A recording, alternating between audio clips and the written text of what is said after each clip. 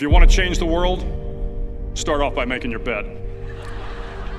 If you make your bed every morning, you will have accomplished the first task of the day. It will give you a small sense of pride, and it will encourage you to do another task, and another, and another. And by the end of the day, that one task completed will have turned into many tasks completed. Making your bed will also reinforce the fact that the little things in life matter. If you can't do the little things right, you'll never be able to do the big things right. And if by chance you have a miserable day, you will come home to a bed that is made, that you made. And a made bed gives you encouragement that tomorrow will be better. To pass SEAL training, there are a series of long swims that must be completed. One is the night swim. Before the swim, the instructors joyfully brief the students on all the species of sharks that inhabit the waters off San Clemente. They assure you, however, that no student has ever been eaten by a shark, at least not that they can remember. But you are also taught that if a shark begins to circle your position, stand your ground. Do not swim away. Do not act afraid. And if the shark, hungry for a midnight snack, darts towards you, then summons up all your strength and punch him in the snout, and he will turn and swim away. There are a lot of sharks in the world. If you hope to complete the swim, you will have to deal with them. So if you want to change the world, don't back down from the sharks. Over a few weeks of difficult training, my SEAL class, which started with 150 men, was down to just 42. There were now 6 boat crews of 7 men each. I was in the boat with the tall guys, but the best boat crew we had was made up of the little guys, the Munchkin crew, we called them. No one was over 5'5". The Munchkin boat crew had 1 American Indian, 1 African American, 1 Polish American, 1 Greek American, 1 Italian American, and 2 tough kids from the Midwest. They out-paddled, outran, and outswam all the other boat crews. The big men in the other boat crews would always make good-natured fun of the tiny little flippers the Munchkins put on their tiny little feet prior to every swim. But somehow these little guys from every corner of the nation and the world always had the last laugh, swimming faster than everyone and reaching the shore long before the rest of us. SEAL training was a great equalizer.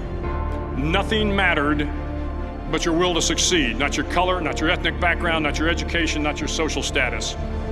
If you want to change the world, measure a person by the size of their heart, not by the size of their flippers. The 9th week of training is referred to as Hell Week.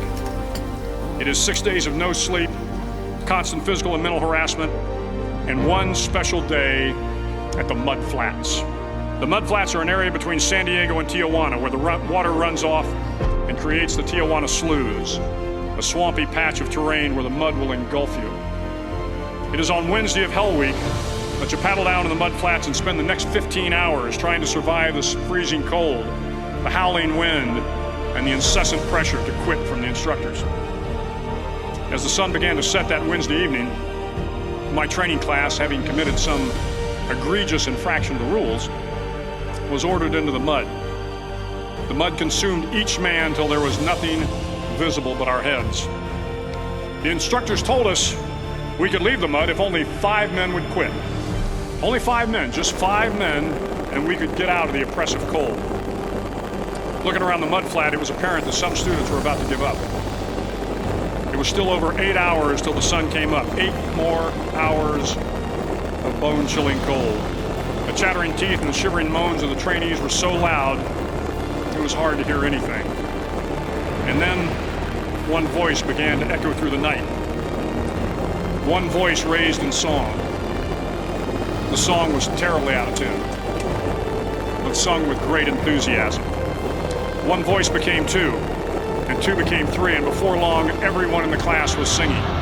The instructors threatened us with more time in the mud if we kept up the singing, but the singing persisted, and somehow the mud seemed a little warmer, and the wind a little tamer, and the dawn not so far away. If I have learned anything in my time traveling the world, it is the power of hope.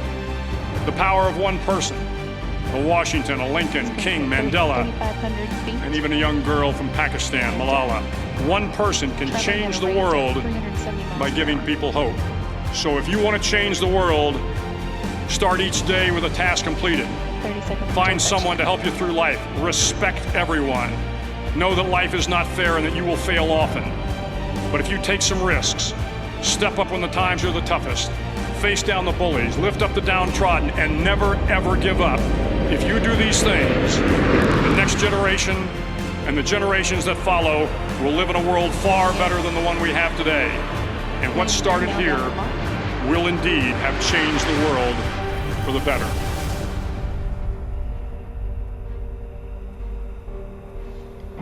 Main gear touchdown.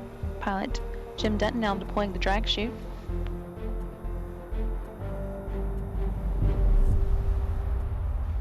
Nose gear touchdown.